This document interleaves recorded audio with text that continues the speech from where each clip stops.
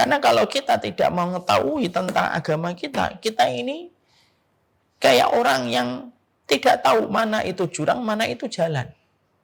Kebodohan di dalam agama itu membenturkan kita dengan banyak masalah. Kebodohan di dalam agama itu menjadikan kita menghadapi problematika silih berganti dan tidak ada ujungnya. Karena apa? Karena musibah, kesulitan yang dijumpai manusia itu hampir seluruhnya disebabkan karena dia tidak mengetahui syariatnya dan akhirnya bertindak tidak sesuai dengan petunjuk yang Allah berikan dan akhirnya kita mendapatkan banyak kesulitan. Kesulitan itu hadir bukan Allah benci kepada kita, tetapi kesulitan itu hadir karena kita tidak punya ilmu untuk melihat perkara itu dengan sudut pandang yang benar. Sehingga akhirnya kita banyak terbentur dengan banyak masalah. Makanya kalau ada perkataan ya, terbentur gitu ya. Banyak orang mengalami benturan itu ya karena bukan Allah yang jahat kepada mereka. Tapi sesungguhnya banyak manusia itu mengalami benturan demi benturan dalam kehidupan itu. Ya karena dia bodoh terhadap agama.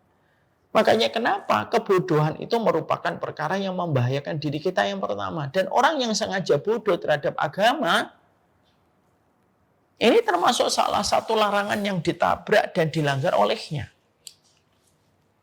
Jadi kalau kita bicara tentang jangan membahayakan diri kita, itu pikirannya bukan hanya tiang gantungan ketika mati bunuh diri. Nanti kita ada pembahasannya itu. Tapi yang pertama yang membahayakan diri kita itu kebodohan.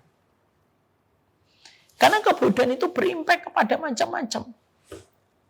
Orang yang tidak paham tentang konsekuensi zina, dia berzina. Akhirnya apa? Akhirnya dia merasakan banyak sekali konsekuensi dan akibat ketika dia bodoh terhadap perkara zina dan tanpa dia sadari. Berbagai macam kesulitan dihadapi itu ya gara-gara kebodohannya terhadap syariat. Salah satu kebodohannya terhadap perkara zina. Zina, hamil, ketika lahir anaknya perempuan dan ternyata dia tidak bisa menjadi wali nikahnya. Lalu ternyata ketika anak perempuannya itu lahir karena dulu dia berzina, akhirnya dia anak perempuannya mungkin dizinai sama orang lain.